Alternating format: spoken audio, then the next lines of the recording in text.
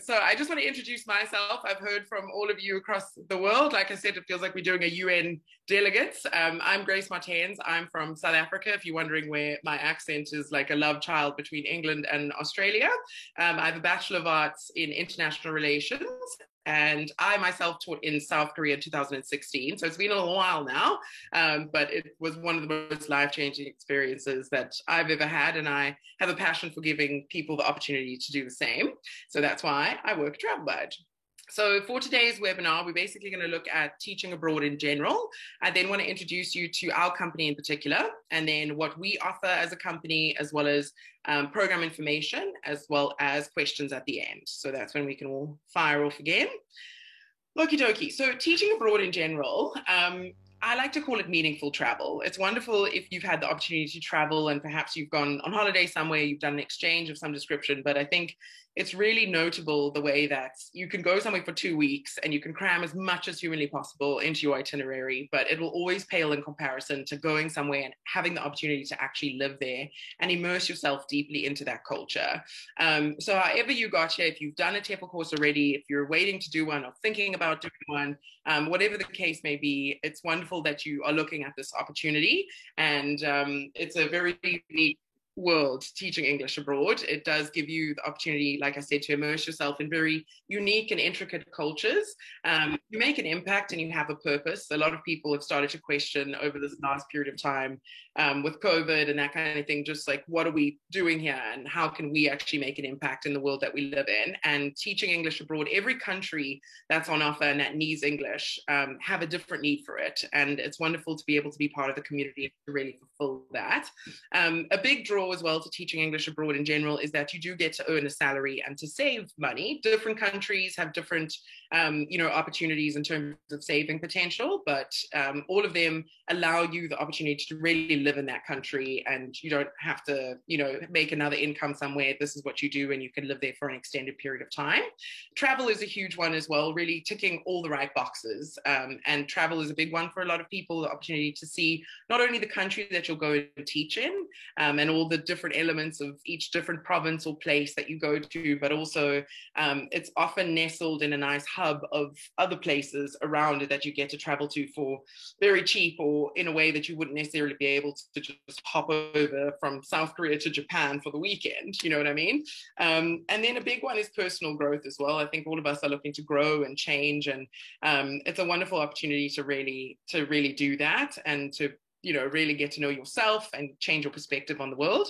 And then a big one as well is professional growth and networking. You never know who you might meet that leads you to a next opportunity while you are abroad. There's a huge amount of expats that are in country, and it's a very welcoming environment. So you often get to meet weird and wonderful people, and the professional growth that comes from it is really, a lot of people are concerned that maybe I don't have teaching experience, or I didn't study teaching, I'm something completely different, but that's okay. You can bring the skills that you have and you can apply them to teaching, but in turn teaching will also give you the opportunity to really have some transferable skills, no matter what it is that you'd like to do one day or after teaching abroad. Even if this isn't necessarily a long-term plan, it's something you'd like to do for a shorter period of time, the skills that you learn, like time management and business etiquette and working with diverse groups of people and colleagues and students, it'll give you the opportunity to put that into practice, whatever it is that you end up doing afterwards. So that's teaching English abroad. The company that we work for in particular, TravelBud, is working with Premier TEFL in a partnership. So I'm speaking quite specifically to those that already have a TEFL or that are looking at enrolling in a TEFL. But TravelBud is a company that was started in 2012. We have our founder who went to Thailand as part of a world tour, and he really saw the need and the fact that he could integrate into the community, and the fact that there is room to have a very well-established program to kind of bridge that gap. The team that works at TravelBud, we're all quite a weird and wonderful bunch. We're well-traveled and very dynamic and excitable about all things travel. And the big thing about us that sets us apart is that all of us in our team have actually taught abroad before through the TravelBud program. So we really can give you first-hand insight. We'll obviously give you a full rundown of everything from a professional standpoint. We know the ins and outs of getting all the documents and those kinds of things. But more than that, you really do have the bud of TravelBud that we'll be your friend to hold your hand in terms of getting you ready and really walking you through what can be quite a complicated process. So in a nutshell, basically, we are a company that has curated a program. It's more than just getting a job. You know what I mean? Once you get to the country, you have a job, that's great. But there's so much more that goes into making a successful, experience out of teaching English abroad. It's really about orientating yourself to the culture. It's really about, having someone to call if something goes wrong. It's a whole lots of different elements beyond just the job. We do the job. We guarantee the job placement, but it is something that, is a lot of other things. So we offer pre-departure support, what to get, where to get it, how to get it, double check it once you do have it in terms of documentation. It's become even more of a difficult, complicated process now during COVID. We've had to adapt to a lot of changes, and we have the ability to do that so that you don't have to. If you're months and months down the line of collecting your documents and all of a sudden the Thai government's like, oh, no, sorry, now you need a certificate of entry, we'll know how to do that so that you don't have to. So we offer the full pre-departure support from the very important documents, but also things like what to pack. Like I said, we've all done this. And then a culturally immersive orientation. It is something that we want to provide the opportunity to really understand the culture that you're going to be living and working in. It can be a bit overwhelming when you do get there and it's not the culture that you're used to. So in this sense, the immersive orientation, we offer history lessons, politics classes, we do cultural excursions that are relevant, we do cooking classes and martial arts and all manner of really interesting things that'll keep you interested and entertained and learning the skill of all the ins and outs of the culture. And then very importantly, we do guaranteed job placements as well. So with guaranteed job placements, once you've been accepted onto the program after applying, we're saying with 100% certainty that we can place you in one of our partner schools that have been vetted and selected against a very strict criteria. With jobs abroad, sometimes it can be a little bit of a mixed bag, just in terms of the quality of schools that you do have. You do hear these horror stories about going abroad and the world was promised, and it can be a bit of a dicey situation. And I just want you all to know that that will absolutely never happen with TravelBud. We select and vet our schools against very strict criteria, and we have worked with them for many, many years. And then the other thing that we do offer is 24/7 in-country support. We don't just receive you in country and then send you off into the abyss and say, good luck, Godspeed. It is something that while you are in the country that you're going to be living and working in, we still offer the 24/7 in-country support. That does come in the form of having a dedicated team on the ground that's made up of both ex-foreign teachers as well as local staff as well for translations and just knowing how things work, so that there's a whole team that's always there to support you. It is something that we check up with you regularly to see how you're doing. You will have the orientation, you'll make friends during that orientation and have your support network of teachers. But it's also about giving you the opportunity to, meet other teachers further down the line. We'll have meetups, that maybe some of the people weren't on your specific orientation. You can meet people that came before you, people that arrived after you, and just be part of that community as well. But very importantly as well, it is quite a scary thought to know that you're going to go halfway across the world and then perhaps, something happens and you think, well, what am I going to do? I know nothing about this country and how things work. And for instances like that, we do have our 24/7 helpline that you can phone at any time, and we'll have someone to assist you with that.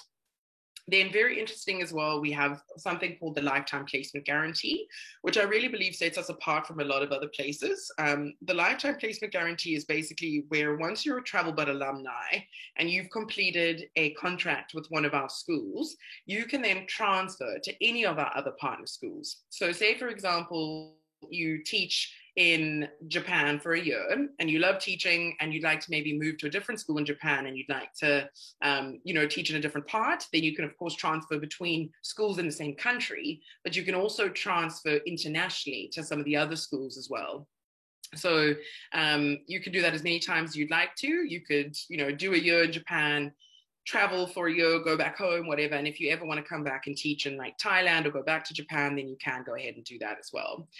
So that's the TravelBud family for you. So we do have 6 programs on offer with TravelBud. We do have the Japan program, the South Korea program, the Vietnam program, Thailand, as well as Myanmar, which is postponed at the moment, of course, due to the very upsetting things that are happening there at the moment. So yeah, these are basically the options that we have. The 3 that I'm going to discuss today are going to be Japan, Vietnam, and Thailand.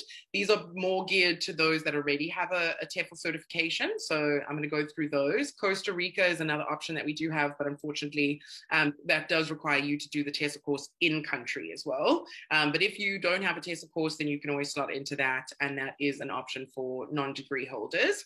So let's kick off with Thailand.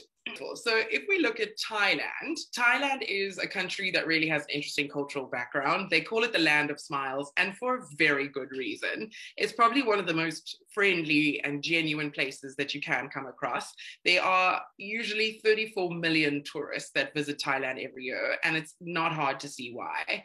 And sometimes you ask yourself, why would you work 350 days of the year just so that, you know, you can go and sit in Thailand for 15 of them? Well, once you realize that you can actually live in a place like Thailand, it changes the game.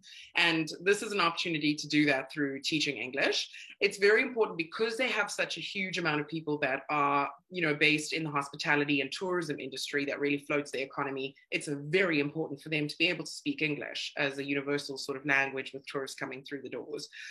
So even though, you know, you might have young students and that kind of thing, you can always know that you're making an impact that has far further reach beyond just your semester or your year that you teach in Thailand. That's going to carry them over for the rest of their lives, essentially. So it's a really important thing that you'll be doing there, and you really feel that sense of purpose, and they welcome you into that community with open arms.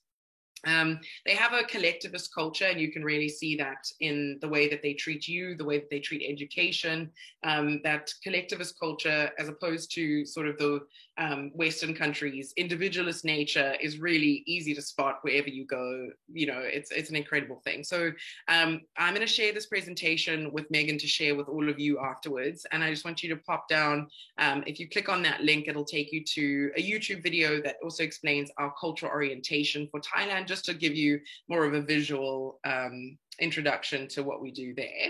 So if we have a look at the type of schools that we work with in Thailand, we predominantly work with public schools that we place in. There are some other sort of private schools that are not uncommon, but for the most part, they are public schools, which is quite nice in a sense, because then you know that you have a very structured work week. So it's Monday to Friday. You get to school at about 7:30 and you're out of there by 4, and you'll often see the foreigners will go and have a Chang beer together and watch the sunset and do all those kinds of things. So it's a very nice work-life balance that you do have in Thailand. Male teachers do usually get placed in a high school, and female teachers are usually placed in primary schools, but that's up for negotiation. If you're somebody that has a real passion for working with older students and you're a female teacher, then we can always place you in a high school. It really just depends on what's available and what your experience is and what your preferences are. We'll always try and accommodate those as far as possible. So the salary for Thailand is around $1,000 to $1,200 a month, which, if you're from the West, doesn't sound like a whole lot of money. But remember, in Thailand, the living expenses are extremely, extremely low, and you'll get really used to that. And it's something that the $1,000 to $1,200 range really comes from location above anywhere else. So with location in smaller towns and medium-sized cities, you'll often find that the living expenses are much, much lower. Whereas in bigger cities like Bangkok, you might get paid sort of the $1,200 per month in Thai baht equivalent, but that would be something that's you know, the living expenses are a lot higher. So just to put it into perspective of how much they can differ, in Bangkok, you can expect to pay sort of like $200 to $250 equivalent in rent, whereas in a smaller town, you can pay about $90, so under $100. So counterintuitively, sometimes you can actually save more money by living in a smaller town, even though you get paid less because the living expenses are that much lower. But ultimately, Thailand is not the place I would say go to save buckets and buckets of money. It's really about the experience, although you will make more than enough to, you know, live off a very comfortable lifestyle. One of our coordinators, Brooke, she's from the US and she's taught in Thailand, and she was a teacher in the US and then she went over to Thailand, and she said that she loved that Thailand is the only place where you can get an iced coffee every day on a teacher's salary. So there you go. Thailand has two major holidays that separate their semesters. One that happens now throughout, this just happened now throughout the month of April, where they celebrate their Thai New Year.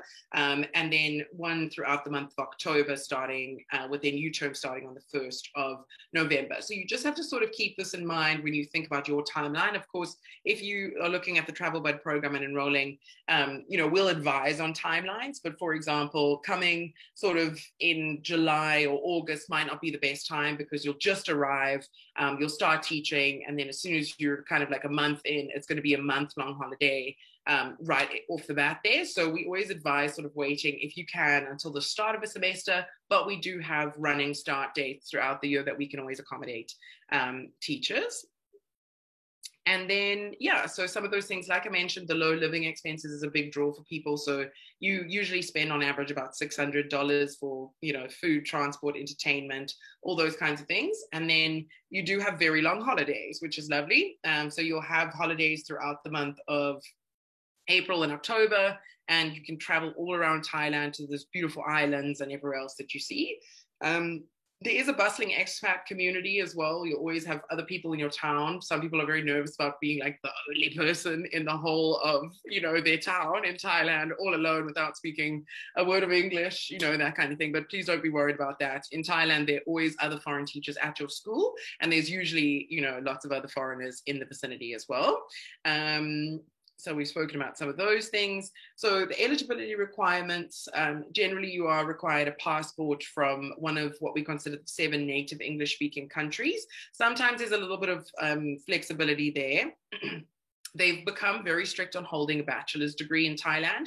For a long time, it was okay to kind of go over on a tourist visa and then change that to a different kind of visa, do a sort of volunteer visa. But since the King of Thailand died and the military's kind of taken over that side of things, they do a lot of spot checks and those sorts of things. So for our company, it's not that it doesn't get done. It's just that for Travel Bud, it's too much of a risk, to send all of you over there or to send somebody over there and without a degree, and then they risk, being deported or something like that, because they do check in schools. So yeah, just some small things, just basically, good physical and mental health. It can be demanding being a teacher. I think we all know that. We've seen it, we've experienced it, some of you. So, just standing in front of a classroom in very hot conditions, just be ready for that. And then clean criminal record. This is something that if it's something minor and not particularly to do with like children or anything too serious, there are some ways around that, but that's more specific. And then you do need a TESOL or TEFL course, which we do offer, but you can get that through Premier TEFL, and that would be accepted.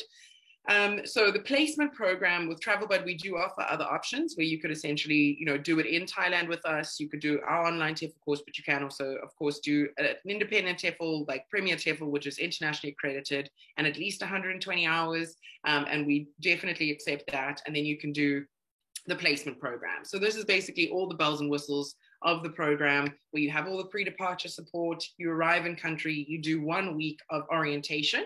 During the week of orientation in Thailand, you'll be doing things, like I said, language lessons. Once you've learned the language, some basics of the language, you're also going to be sent into a market to find certain things and barter with local people and get the ingredients for a cooking class. Then we have a lovely old lady named Ma, and she's going to teach you how to make some of the most delicious Thai meals, very authentic. You'll be spoiled for the rest of your life to ever get one from any other country except Thailand, but it's absolutely an incredible experience. And the food is a very good lens into a culture as well. Often the way that you eat, the sharing of food, why certain ingredients are popular. There's a lot to be said about the history of food and how that weaves into the culture. So we teach you a little bit about that as well. And then we also do an excursion to a temple. You'll sit down with a Buddhist monk and he'll explain some of the origins and philosophies of Buddhism, and particularly to be mindful and sensitive of that as somebody that's a teacher, which might be completely different to your home country. If you're from a Western country, bopping a kid on the head and saying like, good job, buddy, it's perfectly normal, perfectly acceptable, actually encouraging and cute.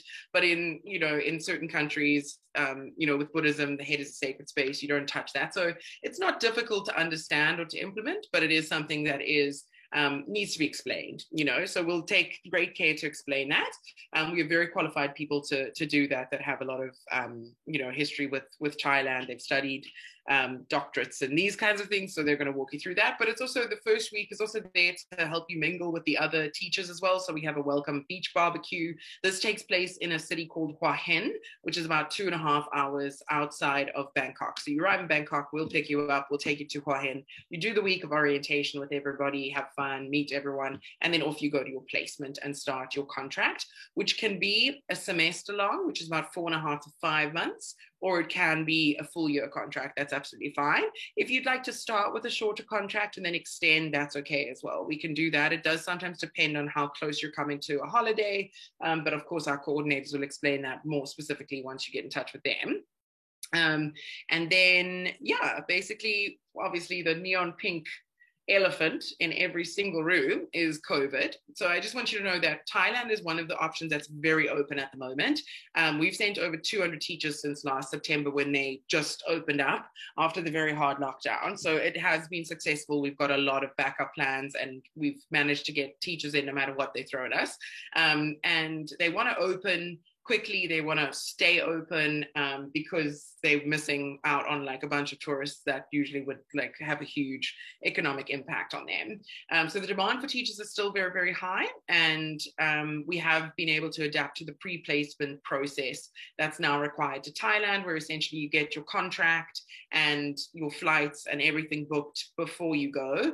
And then you get a certificate of entry and everything sorted before you go. So for right now, they sometimes there are a few tourist visas and non-immigrant B visas and O visas, but we're sending our teachers over on the work visa straight off the bat. So you get there you go. There is still a mandatory quarantine period that's in place in Thailand right now. So this is good to take note of. There have been some very positive reports that they're going to shorten the amount of days required. So it was 14 days for anyone arriving in Thailand in very specific hotels in Bangkok.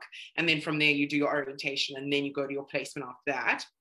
But it is something that they are looking at shortening it to 7 days for those that have been vaccinated, or 10 days for everybody else. So that's on the horizon. And then the quarantine's not as bad as you think. You basically arrive, you get picked up from the airport, you go to the quarantine hotel, and then you don't like stay in one room for the whole entire time. You do have the opportunity to, you stay in your room for like 2 or 3 days. They do a COVID test. And then from there, you basically are allowed to go to the pool and go to the gym. You can't leave the hotel, but they have some strict policies within the hotel, but you're not cooped up in your little room.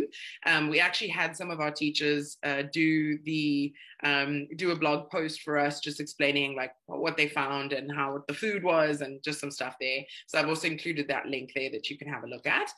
There is a cost associated with that quarantine. It depends how many days would be required by the time that you go. So for the full 14 days, it's about $1,000 to $1,500 for the full 10 day, for the full 14 days. If it drops, then we're talking about like 500 to 700 for the first bit. So, it seems like a lot, but it is a small price to pay for a whole year in a different country in a time that's very difficult to travel. Okie dokie. Then when it comes to the next option that I'm going to chat to you about, this is going to be Vietnam. So Vietnam is a phenomenal place to teach. It honestly is. Again, it also has that very warm and friendly Southeast Asian culture that, if you stay in a place long enough, people will like you eventually and they'll get used to you. But with this, they just welcome you with open arms. A lot of people ask me if there's any kind of like anti-American sentiment because of, the whole Vietnam War and that kind of thing. Absolutely not. They're extremely welcoming and just absolutely lovely all the way through. One of the biggest benefits of Vietnam is that they do have a huge difference between the amount that you earn as an English teacher and the amount that you need to live off. So your living expenses are pretty much the same, if not less, than Thailand. So around about 600 for food, transport, entertainment, accommodation, all that kind of thing. But the amount that you earn is about $1,200 to $2,000. So it's an incredible opportunity to save money in Vietnam because your work life, because your expenses versus your salary is so huge, which obviously gives you money to travel and do other fun things that you want to do. It also has a very good work-life balance. So when we talk about that, a permanent contract in Vietnam with our partner schools is 80 hours a month. Okay, so that's 20 hours a week, and that's 4 hours a day, more or less. Some days you might work a little bit longer, but then you'll have other days for a 5-day week, and you'll always get 2 days off. So it's really lovely in the sense that, you know, you're willing to work hard. You have to be as an English teacher, but at the same time, you don't want to spend every day, 7 days a week, you know, working, and then you're too tired to go out and like see the place that you've now come to live in. So Vietnam's really great for that. You also sort of take the form of a lecturer almost, where you only have to be in the classroom for the time that you have class. So if you have a class at like 2 o'clock in the afternoon and your next class is only at 6 p.m., then that gap in between, you can go and drink a really strong Vietnamese coffee or eat some delicious food, do what you want to do, but see the places, write a blog, I don't know, do what you want to do. But yeah, it's a really good work-life balance there. You also get 2 weeks of paid vacation if you go for a year contract. And then there are also contract length options. Normally it's 4 months, 6 months, or 12 months. But with Vietnam at the moment, there's a ton of paperwork that now has to happen from the school side before they come over. And they often front your quarantine costs and that kind of thing. So it's too much of an investment for them to make for teachers that are only going to stay for a little bit. They do want a longer commitment from teachers at the moment because of that, heightened thing from their side. So it's fair enough, but just take note of that. And then there are opportunities for career growth. This is quite unusual. In places like Thailand and, like South Korea, you can work there for like 10 years and maybe you'll get more salary and you'll get more vacation if you've been a teacher there for a long time, but you'll never become the principal of the school. That's just not how it's set up. But in Vietnam, the management is often foreign, so you can move up really quickly. So this is great if you're looking for career change or you work in education and you want to kind of do what you do here, but move up in a different place. Vietnam's great for that. You can work there for like 6 months as a regular teacher, learn the ropes, and then from there you can always go to the head teacher. From there you can move into management of the school, curriculum development. A lot of the time they'll give you an allowance of some, amount in US dollars to say like study something or do a course that's beneficial for both of us, which is great. You also have a lot of choice in placement. When it comes to some other destinations, it really does require a lot of flexibility. But with Vietnam, there's a lot of say that goes into it from your side about what your number one thing is. If you'd like to make the most money possible, if you'd like to, be in a very specific area, we can hit like your top thing most of the time. So Hanoi and Ho Chi Minh City, usually those are very good options, and we can guarantee positions in those places. If you're looking at like Da Nang and Hoi An and some of the really like cool places in between, a lot of the time that's reserved for people that have already worked in Vietnam for a year, because the schools have a wider choice of people that have tons of experience. So it's quite rare for a first-time teacher to be in those more touristy areas, but Ho Chi Minh and Hanoi and sometimes little coastal towns in between. It has a bustling expat community as well with Vietnam. It's really something that, in South Korea, when I taught in South Korea, it was English teachers as foreigners and the US military. And that was pretty much it. But in Vietnam, you've got your like digital nomads that live and work in Vietnam because it's so cheap, so beautiful. They can work for a UK or US based company, but get to work in a place like Vietnam. But you also have vloggers and bloggers and artists and business people and all kinds of people in Vietnam. So it's a very, very fun environment to live in. And then your orientation is loads of fun as well. I see I spelled that wrong. That's my bad. Okay, so with Vietnam, you can work in public schools, but it's very rare, especially during COVID. We can revisit that if you're looking at going like late 2022. But for now, we can talk about the private language centers, which is predominantly where we place. So the private language centers, they are very fancy. Let me start by saying that. They're like 9 stories high, and they've got like air conditioning and a room that's full of props and colored paper and everything you could ever want to just be the dream teacher that you imagine yourself to be. So it's really lovely in that sense. So it's lots of smart boards, lots of opportunity there. And you do get a lot of benefits as well. There is, like I said, the 2 weeks accrued leave. A big thing for private schools as well is that often you'll work in one branch of a school that has a lot of branches. That means that you have the opportunity to make extra money as well. So when you get to your school in Vietnam, you usually do about 2 weeks of training. So they're going to teach you the content and methodologies that are very specific to Vietnam and that school. So with that, they might, as a parent might send their kid to like a school that's specific to like being able to speak English more than anything else or something like that. They always touch on everything, but basically that.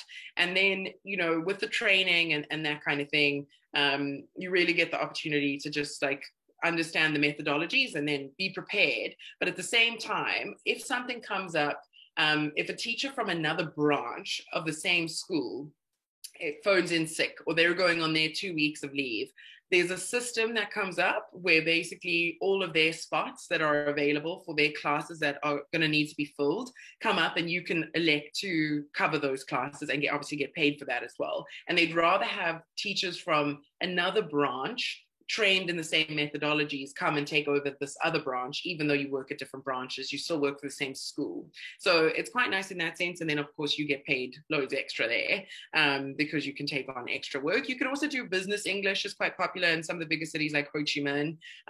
But yeah, tons of opportunity to make extra money. You don't have that very strict kind of hold on your contract where you can't do extra work. So a great option there. So yeah, again, with eligibility requirements, it's usually the 7 native English speaking countries. This one is one where if you are a non-native speaker, or non-native passport holder from not out of the 7, then you can apply and we can look at your education. So if you've been schooled in English or something like that, there is room to play in Vietnam. Bachelor's degrees are very important in Vietnam. You can't get the legal working permit unless you have a bachelor's degree. So you can't work legally if you don't have one. And there are lots of risks that come with working illegally in Vietnam. I'm not going to go into that because that won't happen with Travel Budge. And then also, again, must be in good physical health and then clean criminal background check. And that's pretty much everything for Vietnam. So yeah, pretty much the same here. I'm not going to go through too much. I think we are running out of time and I can't speak any faster than I'm speaking, otherwise we'll have a riot. So yeah, that's pretty much it. 2 weeks of you arrive in Ho Chi Minh. So there are a couple of things I just want to alert you to for COVID related. So teachers have gone over to Vietnam now. It was under an unbelievable lockdown for pretty much the whole of last year. So our first teachers have only gone over this year. They did a phenomenal job. They had 0 related deaths. I don't think they got as much praise as they should have for that kind of thing. But obviously they've had a very strict lockdown and that affected everything. So with this, there have been a couple changes here. Essentially, there is also a mandatory 2-week quarantine that's priced similarly to Thailand, where it's 1,000 to 1,500 for 14 days. In all the cases so far, the teachers that have gone over have had their schools cover that. But it's not always the case. So we do say budget for that in case. And then another change that's come about is that 1-year contract versus the shorter contracts that were normally allowed for Vietnam. And then another thing that's happened is anyone that's under 25 years old, so born 1994 and older, younger, if you're born after 1994, then you have to enter into Hanoi, because in Ho Chi Minh they've got a new rule where it says that you're not an expert if you are coming into Vietnam at that age on a work permit. So anyways, we found a loophole. You enter into Hanoi, you'll quarantine there, then you'll fly down to us in Ho Chi Minh, do your week of orientation where you visit the Cu Chi tunnels, the War Museum, you do your cooking classes and your martial arts and all those fun things, meet the other teachers, and then off you go to do your 2 weeks of training, followed then by your year contract. And South Africans, this is a very niche thing, but South Africans, we now need a proficiency certificate to work in Hanoi, but we can just place you in Ho Chi Minh, so we'll just leave that off now. Okay, how much time do we have left? My God. Okay, teach English in Japan. Japan has honestly been the most sought after country in the world to teach English in. People lose their mind for Japan, and for good reason. It's absolutely incredible. It does have something for everybody. So if you like fashion, it's there for you. If you like nature, you got it. If you like food, then this is the one. You know, Japan really does have something for everyone, and it is quite rare. Japan is sort of like this elusive place that a lot of people want to teach English in, but it hasn't been available for a long time, and the opportunities that are available are real difficult to get into. So TravelBud is very proud to have this as one of our newer programs, but to offer the same type of setup that we have with our other countries in a place like Japan, which is traditionally very difficult to teach in. So the schools that we work with both public and private schools. They are called the Kaiwa schools, are the private schools, and they're basically like private institutions that people can enroll themselves into. So you do have quite a lot of adult learners that want to just improve their English. And then you also do have some younger students as well. So you have a real range, which is really fun to work with. Just when the little ones are very cute, but they have very short attention spans, then you can switch over to the adults or the teenagers. And when they not the ones anymore, you can switch back to the little ones. So it's very nice. They tiny classes as well. 10 to 15 students per class in Japan. So you really have the opportunity as well to really get to know every single one of them individually and just make friends in that sense and really like connect with your students. We do also work with the public schools. So that means that you'll be what they call an ALT teacher, which is an assistant language teacher. So you will not be the main or the head teacher or sort of like the lead teacher. If you work in the public schools, that will be a Japanese teacher and you'll assist. With the Kaiwa schools, you will be the one that plans the lessons, delivers the lessons, marks the exams, does everything. But the ALT teacher, you do have an important role that you do, but you won't be the lead teacher. And then there are about 30 to 40 kids in the classes. This is in the public schools. So obviously the ages are capped according to what grade you're teaching at that time. So with that, I'll explain about COVID and public schools and that kind of stuff now, actually. So salary-wise, it's about 1,900 to 2,300. So I know that you think like, ding, ding, ding, ding, ding. Okay, we're hitting the twos now. That's great. Listen, you make good money in Japan, but also remember that Japan is very expensive. So I wouldn't feel right telling you that like you make tons of money and you have tons of money to save. It is a place that you make a lot of money, but you spend a lot of money too, because Japan is just one of those places that are quite expensive. And then, but you will save about like $400 a month is quite realistic. Sometimes up to like 700 if you're real frugal with your money, but let's just call it that. And then they do give you like a transport reimbursement. That's also quite a nice perk of the Japan schools. So again, eligibility requirements, passport holders from 7 native English-speaking countries, good physical and mental health. They don't really have any medical issues. It's just they're really concerned about TB. We specifically have to ask if you have a history of that or anything like that, but that's very minor. They are very strict on having a clean criminal background check. Unfortunately, there's no room to maneuver there. They're very, very strict there. And the other thing is tattoos and piercings. So in your school, you will have to always cover any tattoos and piercings generally when you teach English abroad. But in Japan, this can be something that can work against you, unfortunately, if you have tattoos in any visible place or a large amount of tattoos, just because they do have a strong association with the Yakuza, which is the Japanese mafia. So it's just a cultural thing there. But other than that, it's pretty much, fine. This is under the age of 35 for Japan, but there's sometimes room for growth there. So again, same thing with the placement program. If you already have your TEFL certification, you'll do a 40-hour online orientation before you go, and then there will be meetups in country, but it's not going to be like the solid week like you have in the other countries. It's just a little bit difficult there to do that. But yeah, once you arrive in country, you basically go to your placement. You have 2 weeks of paid training, so that's really nice. 2 weeks of paid training, then you have your first month of official teaching, and then you get 1.5 times salary, but you do have to float yourself until you get the final your first salary. And then the visa process can be a little bit complicated, but that's obviously for us to do and not for you to worry about too much. That's what we do here. So COVID, they were unfortunately one of the countries that were the most affected by COVID and the pandemic. They open up, then they're closed again. And there are rumors that they're going to open up a lot more once the Olympics is over. That's been something that obviously they want to keep everybody safe with that international arrivals coming in. They had no spectators. Imagine getting to the top of your sport in the Olympic level and then not have any spectators. It's terrible, but there you go. That's the world we live in. So yeah, basically they're not letting lots and lots of people in and teachers and that kind of stuff for various visas until the Olympics are over. So we'll just have to monitor that situation. But essentially, the first start date for Japan is only going to be, you can enroll now and get started, which I would encourage, but you can only really go to Japan sort of March, April 2022. Whereas a lot of our schools used to be Yakiwa schools, the private schools.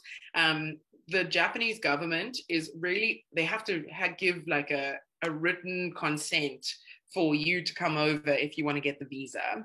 And there has to be a really good argument as to why they need to let people into the country. So from the public school side of things, they've said, like, we haven't had native English speakers be able to come in for the last like year and a bit. Therefore, the education is suffering. Therefore, Japan is suffering. Therefore, this is a good enough reason. The Yakiwa schools are run like a business, basically. They're private schools, privately owned. So for them to kind of like say that, it's never going to happen. So that's why we're pushing a lot of our teachers to public schools for the March, April intake 2022. Could be sooner, but that a lot of things would have to go right before we can do that. So yeah, that's pretty much everything. When it comes to sort of teaching abroad with the TravelBud program in particular, you can submit your inquiry on the website. We'll send you some initial information. You'll get a call from one of our coordinators. They'll chat to you about the best fit for you and your timeline and those kinds of things. Then you submit the formal applications, just a couple of extra questions. You do some basic documents, and then you book a consultation, which is where you'll speak to one of our coordinators for a full half an hour. We'll go through everything with you, and then you enroll officially into the program once you've been accepted. Okay, and then basically when it comes to the placement process, once you're enrolled into the program, two things will happen immediately. The first thing that's going to happen is that the support team will reach out to you. So they're going to get started on everything to do with before you leave your home country and arrive in your destination. So this is going to be the documents and the visas and the packing and the flights and the travel insurance, that kind of thing. And then the second thing that happens is you work with the placement team. So this is that mixed group of people that are in the country themselves that work with the placement side of things. So you're going to chat to them, talk about your preferences, talk about those kinds of things. So that out of the many schools that we do have, you can actually, start chatting. They can narrow it down for you specifically. Then you get everything ready. Off you go. Cultural orientation happens. And then you also have your 24/7 support, as well as the lifetime placement. Once you're in the TravelBud family, you are in. Okie dokie. So, Megan, I'm not sure how much time we have left, but that is pretty much everything from my side. We can go to questions now.